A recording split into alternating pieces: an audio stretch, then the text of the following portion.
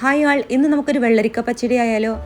അപ്പോൾ അതിനായിട്ട് ഞാനിവിടെ ഒരു നല്ലൊരു വെള്ളരിക്ക എടുത്ത് വെച്ചിട്ടുണ്ട്. ഇതൊരു മീഡിയം സൈസിലുള്ള വെള്ളരിക്കയാണ്. ഇനി ഇതിനെ നമുക്ക് തൊലിയൊക്കെ കളഞ്ഞിട്ട് ഇതിനകത്തുള്ള സീഡ്സൊക്കെ ഒന്ന് മാറ്റിയെടുക്കണം. ഞാനിപ്പോൾ ഇത് നടു ഇങ്ങനെ കഷ്ണിച്ചിട്ടുണ്ട്. ഇനി ഇതിനകത്തുള്ള സീഡ്സ് മാറ്റിയെടുത്തിട്ടുണ്ട്. അതിന് ശേഷം ഇതുപോലെ കഷ്ണങ്ങളാക്കി എടുത്തിട്ടുണ്ട്. നന്നായിട്ടൊന്ന് ചെറുതാക്കിയിട്ടൊന്ന് കഷ്ണിച്ചെടുക്കണം. ഇനി നമുക്കിതൊരു മൺചട്ടിയിലൊന്ന് കുക്ക് ചെയ്തെടുക്കാം. അപ്പോൾ അതിനായിട്ട് ഞാൻ ഈ ഒരു വെള്ളരിക്ക അരിഞ്ഞ് വെച്ചിട്ട് വെള്ളരിക്ക ഇട്ട് കൊടുത്തിട്ടുണ്ട്. അതുപോലെ ഒരു മുളക് കീറിയത്, ആവശ്യത്തിനുള്ള ഉപ്പ് ചേർത്ത് കൊടുക്കുക. പിന്നെ ഒരു കപ്പ് വെള്ളം കൂടി ഒഴിച്ചു കൊടുക്കുന്നുണ്ട്. വെള്ളരിക്കകത്ത് തന്നെ വെള്ളം ഉണ്ടാവും, അപ്പോൾ നമുക്ക് ഒരു കപ്പോളം മതി. അതിലൊന്ന് വേവിച്ചെടുക്കാം. ഇനി നമുക്ക് നേരെ ഫ്ലെയിമിനകത്തേക്ക് വെക്കാം. ഒന്ന് അടച്ചു വെച്ചിട്ടാണ് ഞാൻ വേവിച്ചെടുക്കുന്നത്. അപ്പോൾ ഈ സമയം കൊണ്ട് നമുക്ക് ഇതിലേക്കുള്ള തേങ്ങ റെഡിയാക്കി വെക്കാം. അപ്പോൾ ഇതിലേക്ക് ഒരു 4 സ്പൂണ് ഞാൻ ഇതെടുക്കുന്നുണ്ട്, ചിരകിയ തേങ്ങ എടുക്കുന്നുണ്ട്.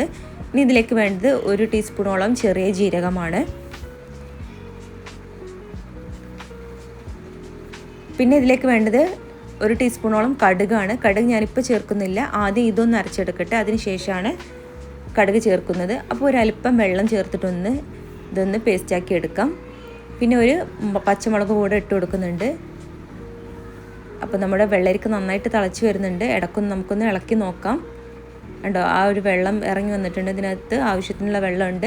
ഈ ഒരു വെള്ളത്തിൽ കിടന്നിട്ട് ഈ ഒരു വെള്ളരിക്ക നന്നായിട്ട് വെന്ത് വരട്ടെ.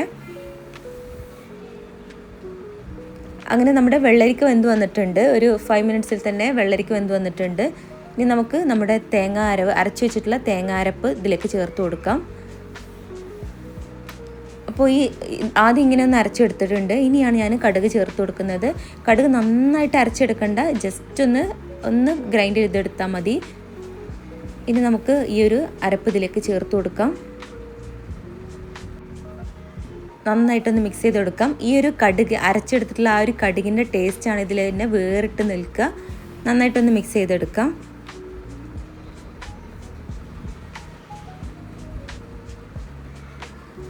ഒന്ന് മിക്സി ഒന്ന് ചുഴറ്റിയിട്ട് ഇതൊന്നും കൂടെ ഒന്ന് വെള്ളം ഒഴിച്ച് കൊടുത്തിട്ടുണ്ട്. ഇനി ഇതൊന്ന് നമുക്കൊന്ന് തിളപ്പിച്ചെടുക്കണം.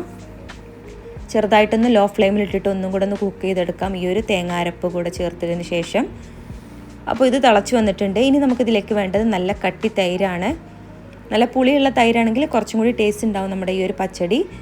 അപ്പോൾ ഞാനിതാ ഒരു 3-4 ടേബിൾ സ്പൂണ് തൈര് എടുത്തിട്ടുണ്ട്. നല്ല കട്ടി തൈര് എടുത്തിട്ടുണ്ട്. അത് ഈ തിളച്ച് വരുന്ന തേങ്ങ അരപ്പിലേക്ക് നമുക്കൊന്ന് ചേർത്ത് കൊടുക്കാം. പിന്നെ തൈര് ഒഴിച്ചതിന് ശേഷം നമ്മൾ ലോ ഫ്ലെയിമിലാണ് ഇടേണ്ടത്, നന്നായിട്ട് തിളപ്പിക്കാൻ പാടില്ല. അപ്പോൾ നമ്മുടെ ഒരു തൈര് പിരിഞ്ഞു പോയ പോലെ ഉണ്ടാവും. അപ്പോൾ ഒരു ലോ ഫ്ലെയിമിൽ ഇട്ടിട്ടൊന്ന് ജസ്റ്റ് ഒന്ന് ചൂടാക്കി എടുത്താൽ മതി. അപ്പോൾ നമ്മുടെ പച്ചടി റെഡി ആയിട്ടുണ്ട്. ഇനി ഇതിലേക്ക് നമുക്കൊന്ന് കടുക് പൊട്ടിച്ചെടുക്കണം. അതിനായിട്ട് ഞാനിവിടെ ഒരു ചട്ടി വെച്ചിട്ടുണ്ട്.